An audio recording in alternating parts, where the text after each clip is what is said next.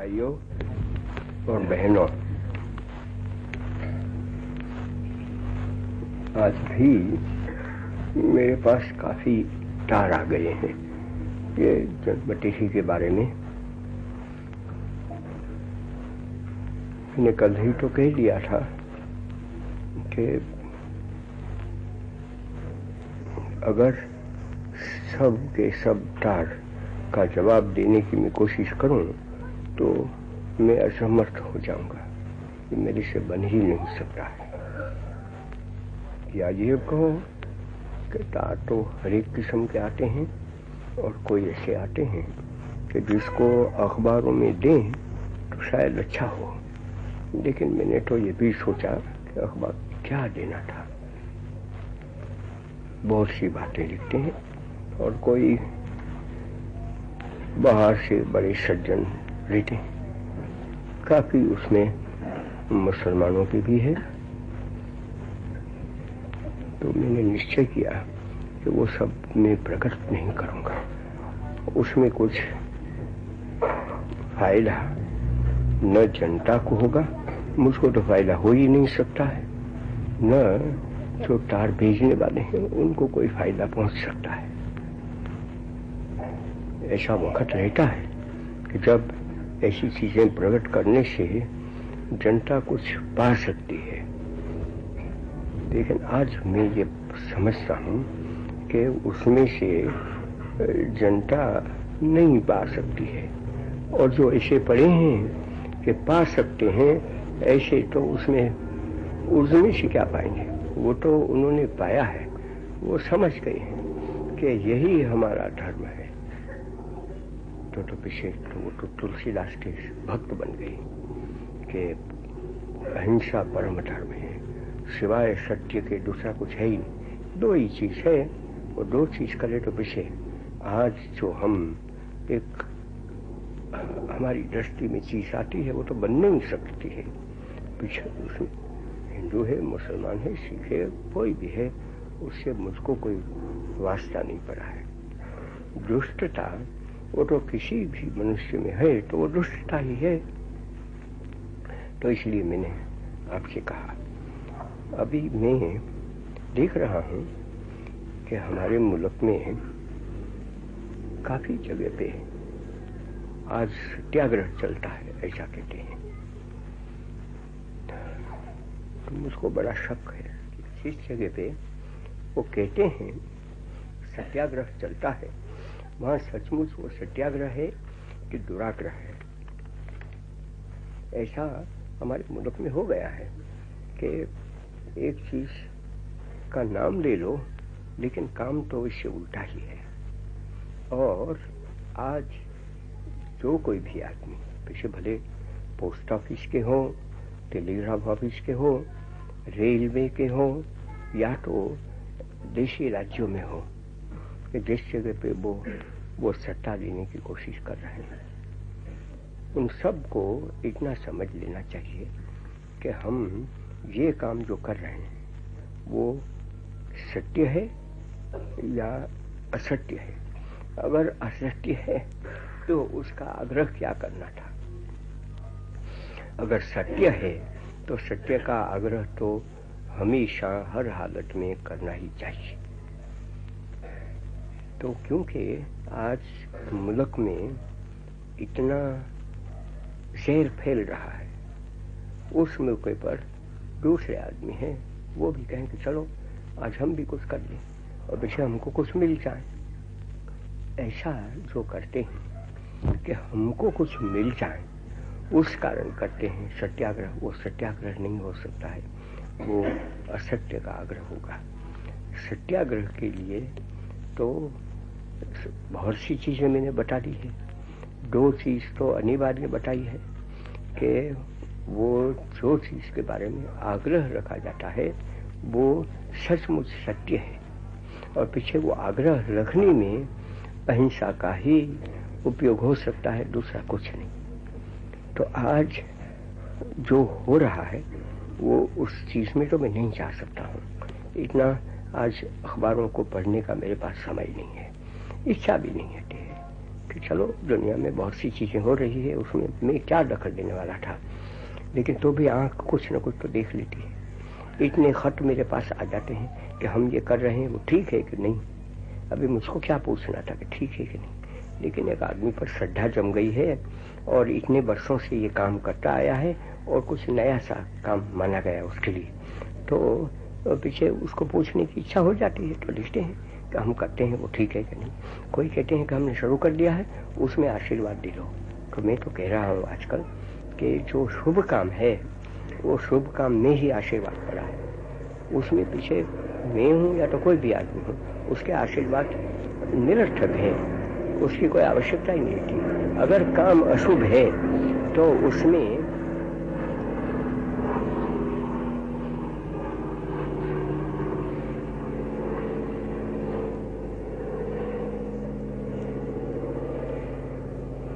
जो आशीर्वाद रहते हैं वो सांप का काम करता है। तो इसलिए मैं तो कह देता हूँ, ऐसा आज ही मौका आ गया, मैंने कहा कि मेरे पास से आशीर्वाद क्या मांगते हैं, आपका काम शुभ है तो उसके साथ आशीर्वाद पड़ा ही है, तो आप चले जाइए, निश्चय करो कि ये काम शुभ है कि नहीं। अगर वो अशुभ है तो पीछे आशीर्वाद वो आपके लिए बहुत बुरी चीज होने वाली है। इसलिए तो सज्जन थे तो मेरी बात समझ गए और समझ कर पीछे गए कि नहीं ये ठीक कहते हैं, और ये भी तो है कोई बड़ा व्यक्ति है, उनके तरफ से आ गए थे कि भेजो। मैंने कहा कि वो ऐसे बड़े हैं, उनको आशीर्वाद की क्या जरूरत रह सकती है मेरे जैसा का, लेकिन उनका काम भी बड़ा है, जैसे वो बड़े हैं तो उसमें आशीर्वाद भरा ही है, किसी के आशीर्वाद की जरूरत नहीं रहती है। तो मुझको लगा कि जितने लोग आज सत्याग्रह चला रहे हैं वो समझ बूझ कर करें। अगर वो असत्य है, उसमें कुछ भी जबरदस्ती की जाती है तो उसको छोड़ने से उनको अच्छा होगा, उनका काम में अच्छा होगा और उसमें उसका जय भरा है। आज अगर वो दुराग्रह है, असत्य है, चीज जो मांगते हैं वो हक भी उनको नहीं है और पीछे वो मांगना शुरू कर देते हैं, और पीछे वो तो जिसका हक नहीं है उसको मांगने में वो कहें कि मैं तो अहिंसा को इस्तेमाल करता हूँ, लेकिन वो जो मांगना वही हिंसा है, तो पीछे वो अहिंसा को क्या इस्तेमाल करेगा। लेकिन यहाँ तो जो आदमी एक असत्य चीज मांगता है और पीछे गुमान करे कि मैं अहिंसा से वो कर लूंगा, वो कर नहीं सकता है। तो एक तो मैं आपको वो चीज कहना चाहता था। दूसरी चीज वो भी एक बड़ी भारी चीज है तो ठीक है कि दिल्ली के लिए मैं तो आज कहूँ, लेकिन मैं तो जानकार आदमी हूँ, हर जगह पे ये चीज मैंने कह दी है, कोई आज मैं नई बात सुनाना चाहता हूँ ऐसा नहीं है। लेकिन हमारे यहाँ तो इतनी शिविर चल रही है, हिंदुओं की है, मुसलमानों की है, और वहां सफाई का काम कौन करे। तो कहा यह जाता है कि सफाई का काम के लिए झाड़ू वालों को रखो, भंगियों को रखो। तो भंगी होंगे वो पैखाना का काम करेंगे, झाड़ू वगैरह देना है वो दूसरे काम करेंगे, लेकिन वो सब करें। अगर ऐसा करें तो मैं आपको कहता हूँ कि वो हमारा काम दिल्ली में चल नहीं सकेगा। थोड़ी सा तो मैंने इशारा तो इस बारे में कर दिया था, लेकिन मैं वो ऐसी चीज है कि बार बार मैं कह सकता हूँ।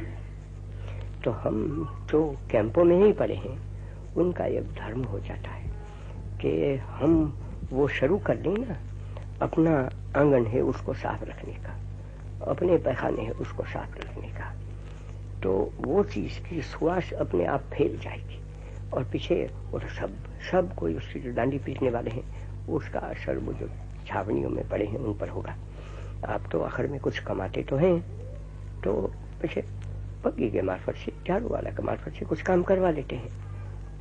मैं ऐसे बना हूँ कि मैं समझता हूँ कि हमने हमारे धर्म पर एक बड़ा कलंक लग गया है, अस्पृश्यता रूप।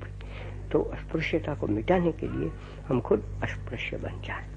अगर हम अस्पृश्य बने तो माने भंगी बने, झाड़ू निकालने का काम करें, वो कोई खराब काम थोड़ा है, वो तो बहुत अच्छा काम है। स्वच्छता रखना वो तो धर्म है, तो वो तो धार्मिक काम हो जाता है।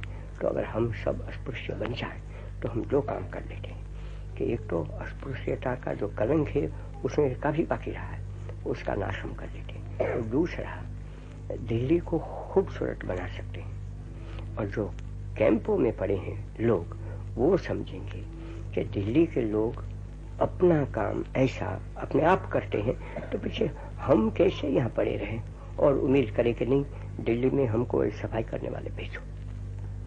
मैं आपको कहूँगा कि मेरे हाथ में अगर कैंपों को चलाने का रहे, क्यों तो मैं कैंप वालों को कह देता हूँ, तो उनको तो मैं कहूँगा कि नहीं, ये आपको साफ करना होगा। कुछ काम तो आप करेंगे, यहाँ पड़े रहेंगे और पीछे क्या वो कार्ड्स खेलेंगे, पत्ता, या तो चौपट खेलेंगे, जुआर खेलेंगे, या तो सोते रहेंगे। खाना तो पूरा नहीं मिलता है, मान लिया नहीं मिलता है, मैं जानता हूँ, तो पीछे हम क्यों काम करें? ऐसा करते हैं तो हम एडी बन जाएंगे। कोई 5-7 आदमी थोड़े हैं, हजारों की तादाद में पड़े हैं लोग, हजारों की तादाद में, तो बस रास्ते में पड़े हैं। कब पहुंचेंगे अपने घर में वो भी तो पता नहीं है। ऐसे लोगों को ये तालीम दी जाए कि आप खाएं तो सही, खाना हम आपको दे देंगे, लेकिन वो खाना के लिए आप काम तो करें, तो कम से कम यहाँ से शुरू करें सफाई करने से, और पीछे वो कह दें कि हम तो दूसरा भी काम कर सकते हैं, हम सूप काट सकते हैं, बिन सकते हैं, बढ़ाई का काम कर सकते हैं, लोहार का काम कर सकते हैं, या तो हम काटिब का काम करते हैं, वो भी निकम्मी चीज नहीं है। जो चीज हम सिलाई का काम करते हैं, इतनी चीजें इस हिंदुस्तान में पड़ी है कि वो अगर लोग भले कल करोड़पति थे, आज तो करोड़ चले गए, ऐसा तो दुनिया में बहुत होता जाता है, तो वो करोड़ का लिए रोता रहेगा, ये कहेगा कि मैं तो करोड़पति हूँ, मैं क्यों कोई भी काम करूँ, तो पीछे हमारा काम बिगड़ जाता है। हम जो काम करना चाहते हैं वो काम बन नहीं सकता है। इसलिए मैं तो कहूँगा बड़ी अदब से, लेकिन बड़ी दृढ़ता से, कि जितने कैंप हमारे चलते हैं वो कैंप अगर देखो तो आदर्श चीज होनी चाहिए, उसमें सफाई इतनी, उसमें गंदगी तो बिल्कुल नहीं, लोग पड़े हैं सब हैं, उन्होंने अपना काम तो ढूंढ लिया है। मैं आपको कहता हूँ कि आज जो हमको तकलीफ पड़ी है वो तकलीफ काफी रफा होने वाली है, और जब हम ऐसे काम करने वाले बन जाते हैं तो पीछे हमारा गुस्सा है वो गुस्सा कुछ शांत हो जाएगा, हमारे दिलों में वैर भाव पड़ा है वो भी शांत हो जाएगा। मैं नहीं कहना चाहता हूँ कि जिन्होंने बुरा काम किया है वो बुरा नहीं किया है ऐसा कहो, वो तो मैं तो कहता भी नहीं, वो तो भलाई तो उसमें है कि बुरा काम को बुरा समझना और तो भी उनका बदला देना है, उनका जो वैर लेना है वो भलाई से लेना, उसका नाम भलाई है। ऐसा नहीं कि कोई पागल बन जाए, मूर्ख नहीं कि कहेंगे उसने क्या किया है उसने, और इसलिए वो भूल भी जाता है कुछ किया है, तो विषय उसमें बदला की बात छूट जाती है। वो मैं नहीं कहना चाहता हूँ, वो उस भलाई की निशानी नहीं है। भलाई तो वो है कि वो देखा है तो भी वो कहता है कि नहीं, मैं दुष्टता का बदला दुष्टता से नहीं, लेकिन दुष्टता का बदला मैं साधुता से लूंगा। अगर वो करें तो पीछे हमारा मुल्क तो में खेम है। आज तो मेरे पास अंग्रेजों के तार आते हैं, वो भी लिखते हैं। आज एक फ्रेंच महाशय आ गए, उन्होंने भी कहा, वो तो बेचारा ने 2 मिनट ली होगी, उन्होंने कहा कि मैं दूसरा कुछ करना ही नहीं चाहता हूँ, कहना ही नहीं चाहता हूँ। तो मैंने तो उनको एक मजाक की कि आप किसको बधाई देते हैं, किस काम के लिए बधाई देते हैं? मैंने क्या काम किया है कि जिसके लिए आप बधाई देते हैं? पुराना जो हो गया है वो तो मिट गया, उसकी क्या है, आज मैं क्या कर रहा हूँ कि जिसके लिए बधाई देते हैं। तो समझ गया कि वो तो मैं तो समझता हूँ कि आपका दुख है वो, लेकिन फिर भी मैं ये कहूँगा कि जिंदा रहो और रहो, पीछे मेहनत करो। तो हम तो देख रहे हैं विदेशी पड़े हैं तो भी कि उसमें से कुछ न कुछ अच्छा होगा। आजकल के तुमको पहचानते ऐसा नहीं है। हम तो फ्रांस में पढ़े थे, तब भी तुम्हारा नाम तो फ्रांस में मशहूर हो गया है। तुमने सल्तनत को के साथ लड़ाइयाँ की है, तुमने बहुत काम दूसरा तीसरा किया है, अस्पृश्यता का मेल निकालने का तुमने काम किया है। तो वो तो हुआ, उससे जाहिर तो हो गए, लेकिन अभी तुमको चोट लगती है। कभी तुम जिंदा होते हुए लोग क्यों इतनी चीजें वो भी नहीं मानते हैं। नहीं समझते हैं तो मुझको बुरा लगता है, लेकिन वो बुरा लगते हुए मैं तो ईश्वर से इतनी ही प्रार्थना करूंगा और तुमसे भी प्रार्थना करना चाहता हूं कि तुम इस तरह से दुखी न हो। लेकिन वो भगवान करता है, कोई वक्त ऐसा ही करता है कि हमको जो ऐसा लगता है कि ठीक नहीं है उसी में से कुछ ठीक पैदा कर लेता है। तो ऐसे मायूस क्यों बनोगे? और तुम्हारे लिए मायूसी वो कोई अच्छी चीज नहीं। ऐसी एक मीठी जबान में थोड़ी सी बात करके पीछे वो चला गया। तो मैं समझता हूँ, लेकिन आखिर में मैं तो इंसान हूँ, और जब मैं समझूं कि अभी मियाँ क्या करने वाला था और क्या बस मैं इसका साक्षी ही बना ही रहूं और पीछे एक ऐसा मूर्ख बनूं कि अपना दिल को मैं धोखा दूं और फुसला दूं अपने को कि नहीं क्या बात है। पीछे आखिर में तो लोगों को सीधा रास्ता बताएंगे और सीधा काम करेंगे। ऐसा मैं तो बना नहीं, मुझको ऐसा कोई है भी नहीं कि आज मैं जिंदा हूं तो कल तक मुझको जिंदा रहना ही है। इसलिए अगर मुझको ज्यादा दिनों तक जिंदा रहने की तमन्ना होनी चाहिए तो एक ही शर्त से हो सकती है कि हाँ, मैं वो जो कुछ भी काम कर रहा हूँ वो लोगों को भाता है, लोगों को उसमें से शक नहीं पैदा होता है और समझते हैं कि अगर ये गांधी ये चीज को कराने का हमको कहता है तो उसमें हम ऊंचे जाने वाले हैं, हम कभी नीचे नहीं जाएंगे। उसमें से हम बुज़दिल नहीं बनने वाले हैं, लेकिन हम तो बहादुर बनने वाले हैं। हम झूठे नहीं बनने वाले हैं, हम तो सच बनने वाले हैं। हम किसी को रंज नहीं पहुंचाएंगे, लेकिन हम दुख की बर्दाश्त करके दूसरों को सुखी करने की कोशिश करेंगे। अगर ये किया तो पीछे हिंदुस्तान का तो भला होता ही है, तब आप जगत का भला कर सकते हैं।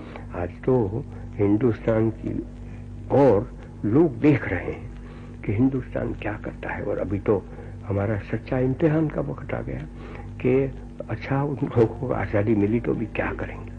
ऐसा रहते हुए मैं समझता हूँ कि मुझको वो इच्छा नहीं रखनी चाहिए। बाकी इच्छा न रखते हुए भी ईश्वर मुझको उठाना नहीं चाहता है तो दूसरी बात हो जाती है। लेकिन वही मैं हूं ना कि एक वक्त तो कहता था, आप लोग कहते थे वो तो 7 अगस्त को 42 की साल में मैंने कहा था कि आप मानते हैं कि मैं वृद्ध हो गया हूं तो अभी 400 बरस में जाने वाला हूं। वो गांधी 400 बरस में नहीं जाएगा, वो तो 125 बरस जिंदा रहना चाहता है और उसी से मांगता है। क्यों मांगता है कि जो काम मुझको करना था वो सबका सब पूरा नहीं हुआ है। जो सेवा मुझको करनी थी वो सेवा में तो शेष रह गया है, तो वो पूरा करने के लिए मुझको इच्छा तो रखनी चाहिए। इच्छा की पूर्ति करनी वो भगवान के हाथों में। तो मैं तो भगवान के हाथ में हूँ, जैसे आप भी है। तो भगवान से मैं तो मांगता हूँ कि तू मुझको 125 वर्ष तक जिंदा रहने दे, जिससे दूसरा तीसरा काम लोगों के पास से कराना है उसमें मेरे में योग्यता है। मैं वो कैसे कराना चाहिए वो भी जानता हूँ, इसलिए रहने दे। आज तो मैं वो योग्यता खो बैठा, मुझको पता नहीं है कि मैं किसको समझाऊं कि ये काम करो इस तरह से। तो मैं समझता हूँ कि मेरा जो समय है शायद आ गया है, फिर गया। तो इसलिए मैंने वो भाई आए थे उनको भी कह दिया, लो हो गया।